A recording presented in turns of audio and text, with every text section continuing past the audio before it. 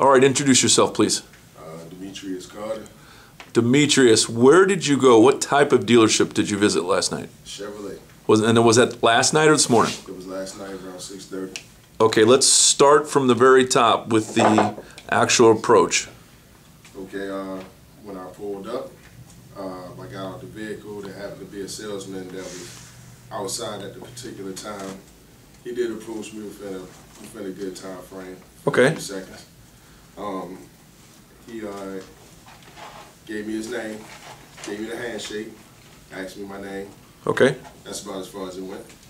I told him that I was looking for pretty much an SUV, and I started walking away from him, and he took a few seconds, but he followed behind me like a little puppy dog. Wow, just like what we talked about yesterday.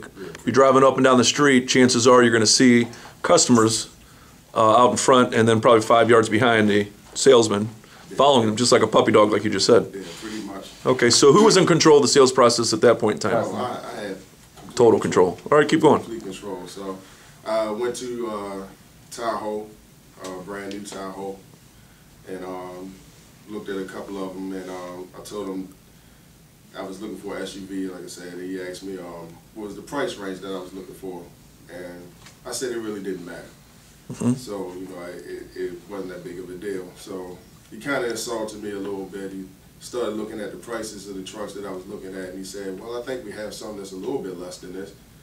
So, you know, I took the impression that maybe he thought I couldn't afford to buy a vehicle that I wanted. And let's stop right there. Now, the reason why you started getting into a price battle is because he had no control of the sales process. Exactly. And yesterday, when we said follow me, where are they following us to? To desk, because we're going to conduct a proper what? Interview. Yeah, and during that interview, in a non-insulting manner, is when we're going to ask questions like budget, what's your current payment, et cetera, et cetera. So lack of a proper interview could be very insulting, as you were. Well, yeah. Okay, continue.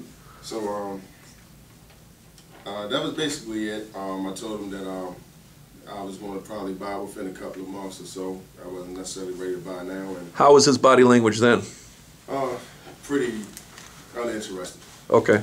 Very uninterested. And then he said something about going over to the used dealership part.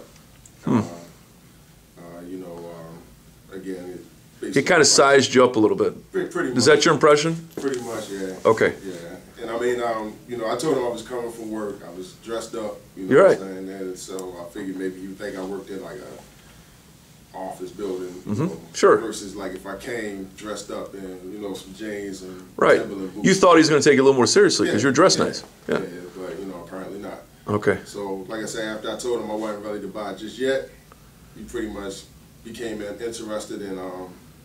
He said he would offer me some cars, but he didn't have any because he just started working at the dealership. Wow. However, he wasn't new to working at the dealership. He said he had 25 years in the business. So, you know. Oh, so he's been in the business for 25 years. In the business for 25 years. He was an older gentleman. Sounds like he needs some training. Yeah, maybe so. Maybe. Let me ask you a question. Remember yesterday I said the golden rule that a salesperson is never let a person leave until you've seen the manager. And did you meet a manager? Not at all. Not at all. Wow. Okay. No business card. No business card. No manager. No product presentation. No demo drive. No demo drive. No anything. So do you understand why before it's starting to make sense the percentages I told you when they come in 90% logic and 10% emotion? Yes. You had about 0% emotion because he did not get you any excited at all. No. I just shook his hand, got back in my vehicle, and took off. So this is a pretty logical sequence of events, is it not? The way I taught you yesterday? Absolutely. Okay. Do you understand now why, Demetrius, I had you do that homework assignment? Yes. What would you have done different? I would have approached him, you know, with the welcome.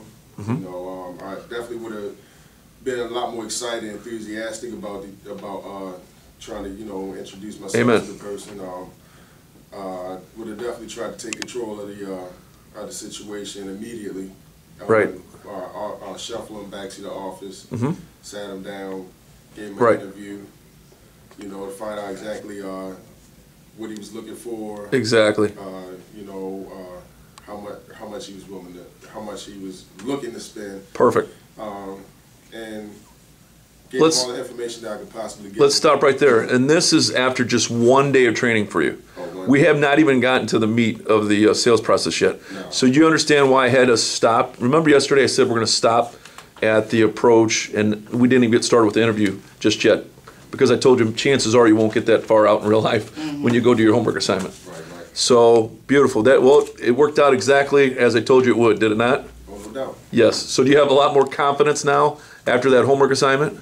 Just after 1 day of training? Pretty much, yeah. Just wait till I'm done with you. You ain't seen nothing yet. Round of applause.